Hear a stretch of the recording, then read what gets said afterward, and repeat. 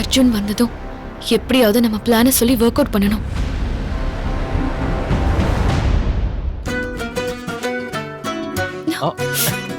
அர்ஜுன் என்ன பண்ற? அர்ஜுன் அர்ஜுன் என்ன பண்ற? விடு. என்னது? ஆபீஸ்ல இன்கிரிமெண்ட் கொடுத்தாங்க. ஏய் பின்ன பார்த்தா தெரியலையா? புதுசா கல்யாணம் ஆனவங்க காலங்காலமா கொண்டு வர்றது தானே. ஆனா இதுல ஒரு மேஜிக் இருக்கு சத்யா. அது இப்படி பின்னால இருந்து கட்டி பிடிச்சிட்டு தான் கொடுக்கணுமா? அது சரி, கட்டி பிடிக்க அல்வாவும் பூவும் ஒரு சாக்கு தானே. வைஃப் கிட்ட தானே இப்படி உரிமையா பண்ண முடியும். அர்ஜுன் விடு என்ன. ஹல்வா மல்லிகைப்பூக்கு தேங்க்ஸ். சரி இந்தா மல்லிகைப்பூ வச்சுக்க.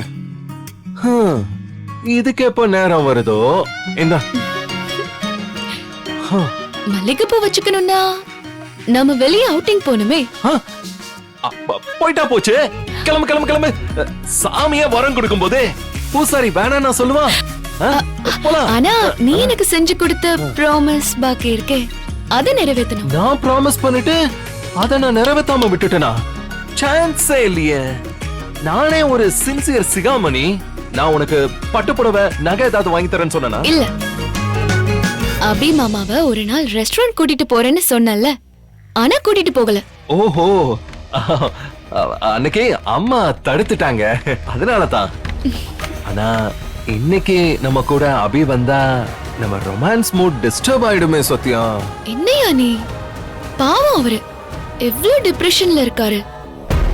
அவரை யாருமே புரிஞ்சுக்கவே மாட்டேங்கிறீங்க. அவரு கஷ்டப்படும் போது நாம எப்படி சந்தோஷமா இருக்க முடியும் அர்ஜுன்? கரெக்ட் தான். அவனுக்கு நான் உன் கழுத்துல தாலி கட்டும் போது முன்னாடி நின்னு இந்த கல்யாணத்தை நடத்தி வைக்க முடியலையே. அந்த நேரம் பார்த்து தேவி பிரச்சனையும் வந்துருச்சேன்னு ஒரு கில்ட்டி ஃபீல் இருக்கு. இன்னைக்கு நாம அவனை கூட்டிட்டு போனா அவன் நிச்சயமா சந்தோஷப்படுவான், ரிலாக்ஸா இருப்பான். அப்ப ஒரு தம்பியா அது உன்னோட கடமை இல்லையா அர்ஜுன்? லாஸ்ட் டைம் மிஸ் ஆனது இந்த தடவை கூட ஒர்க் அவுட் ஆகும்ல?